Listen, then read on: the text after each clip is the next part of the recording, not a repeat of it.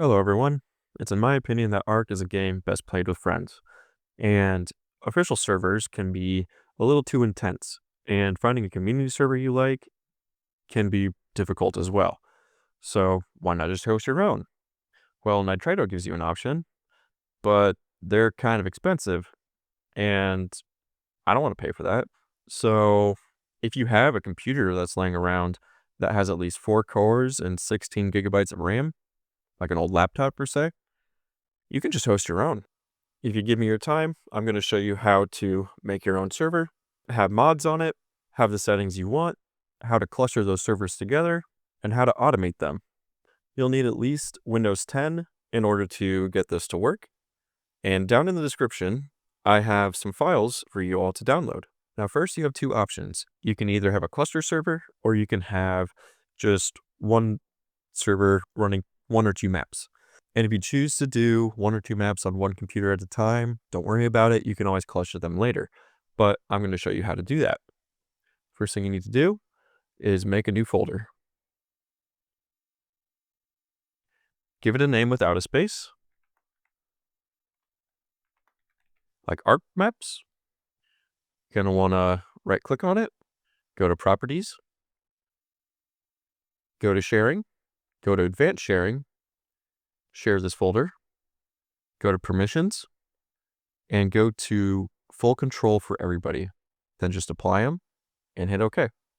Once you have your shared folder made, you can go to your other computer and type in // the name of your PC, and then hit enter, and that'll bring you to all of the shared folders. You're going to want to right click on this and click Map Network Drive. Now you're going to want to give this drive a letter that is the same across all computers that are going to be clustering these servers. You can even do this on the server with the file share.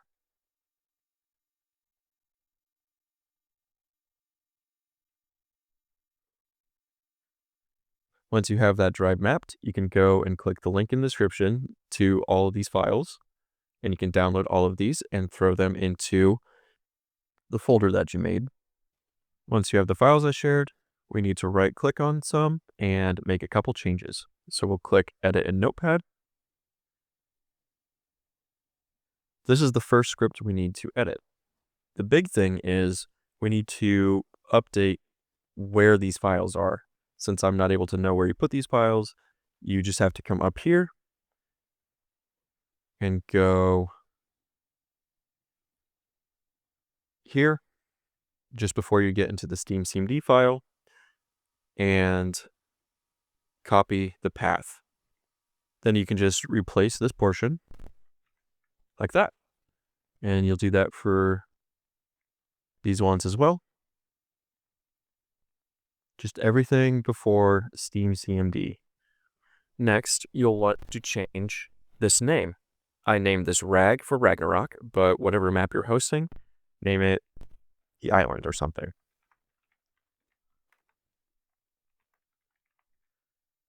And then you change it down here as well.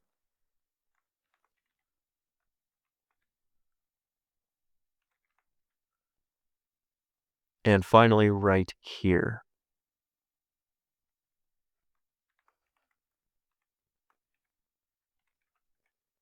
Now this won't actually load that map.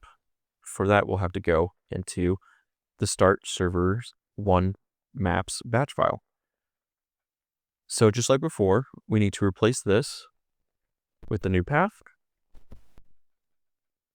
And then we replace this with the island.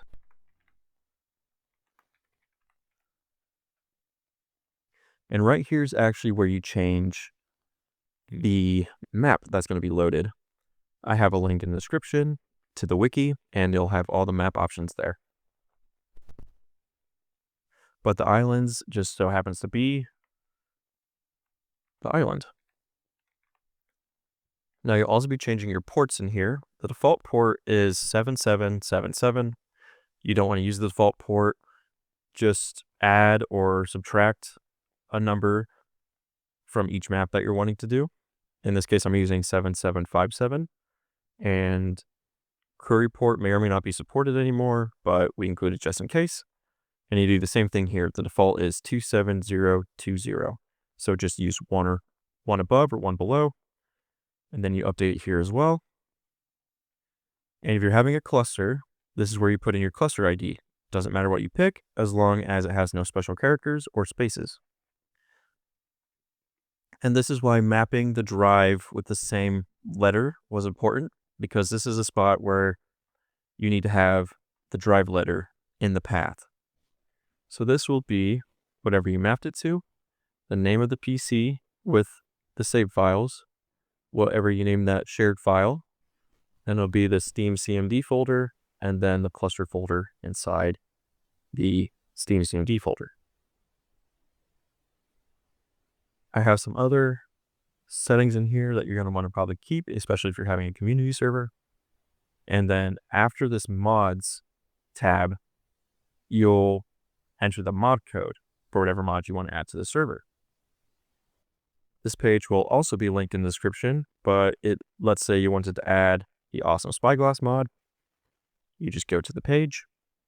The project ID is right here. You copy that. You go back to the file, add a comma, and then paste it. And make sure when you're editing these, you don't forget to save the files because they do not autosave. The game INI settings and the game user settings are where you change your game settings like you will on like single player. You most commonly use game user settings INI, and I put the most important ones at the top.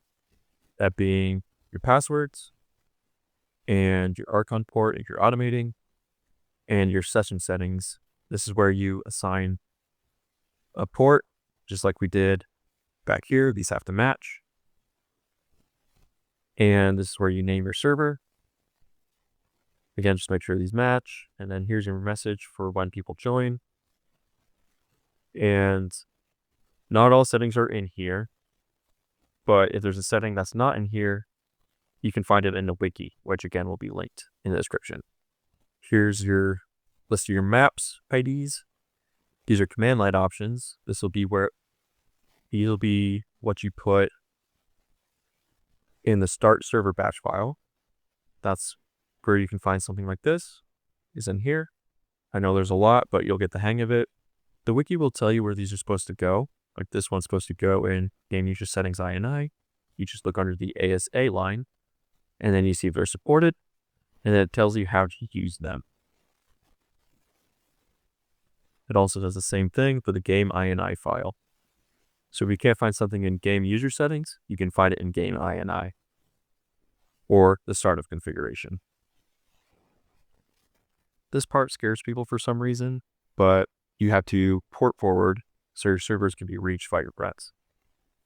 If you don't know how to get to your router, don't worry. You just go down here and type CMD and then IP config/all.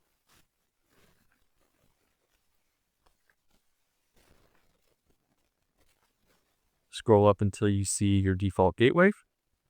For me, that's 192.168.0.1.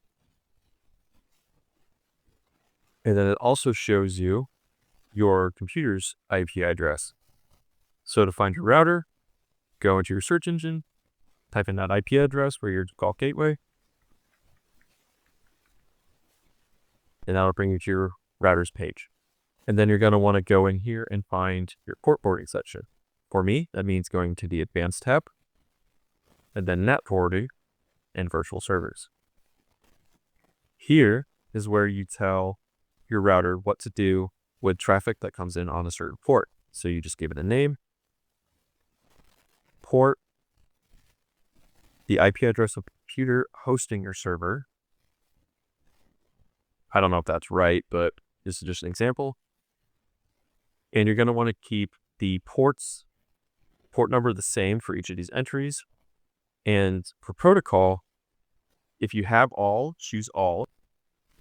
Otherwise, make an entry for UDP. And it doesn't hurt to have TCP as well, so you might need to make 2 entries.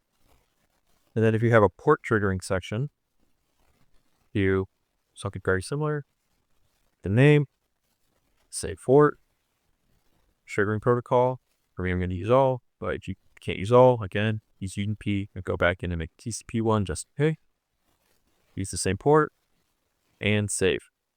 And then you're going to want to make a query entry. So for us, that is 27019. And then you just make sure that's the same for each of these entries. Then you save it, and then you're port forwarded.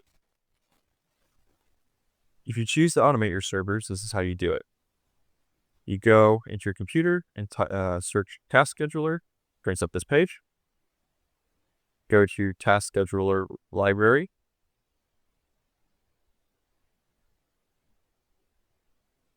And then you're going to want to create new task. I'm going to show you the ones I've made.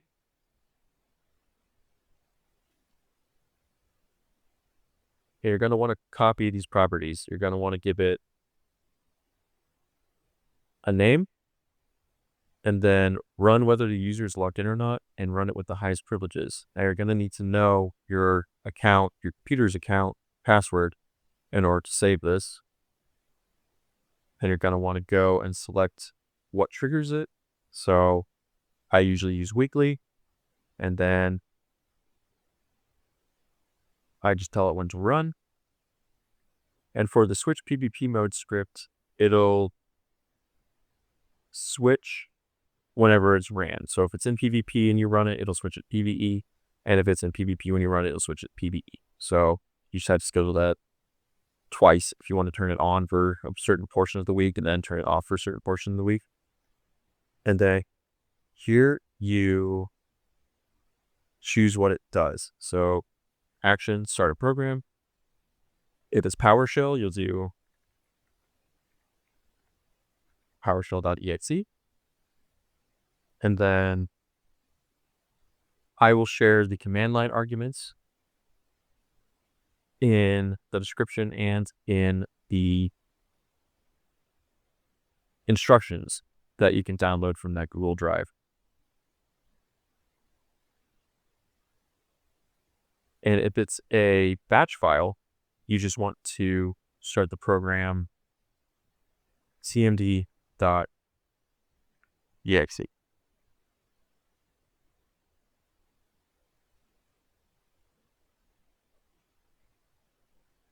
You are going to need to change the arguments a little bit just so it knows where the batch file is.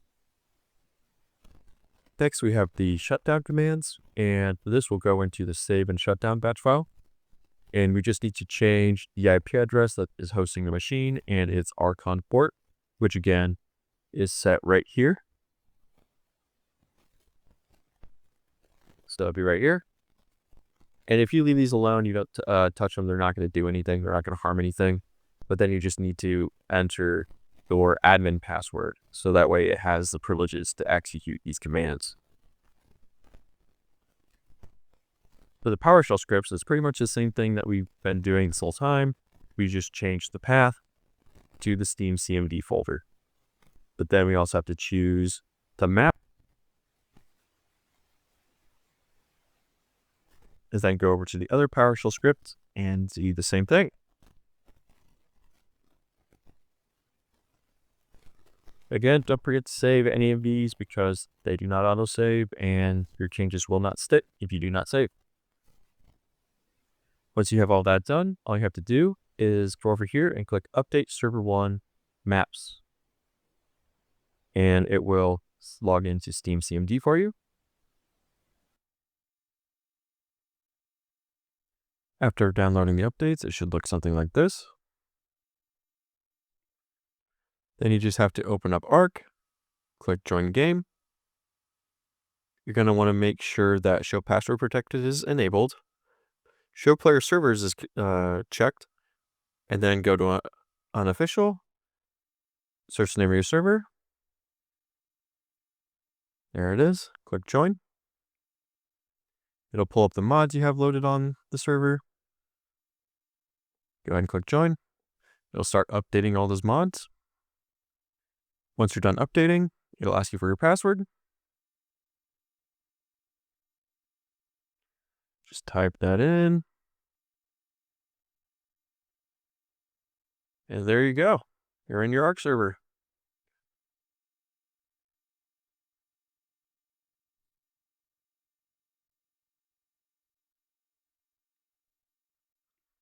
And here you can see in the server panel that I am there. So now that all is said and done, you should have multiple Arc worlds that can be all clustered together. They should take care of themselves. You can play with all your friends with mods. And the only downside is that you have to search for the map to have it pop up on the server list. But if anyone can figure out how to solve that issue and just have it be on there like it was an official server, let me know in the comments. I'd love to try out your solution. Other than that, thank you for watching, and I hope you have fun.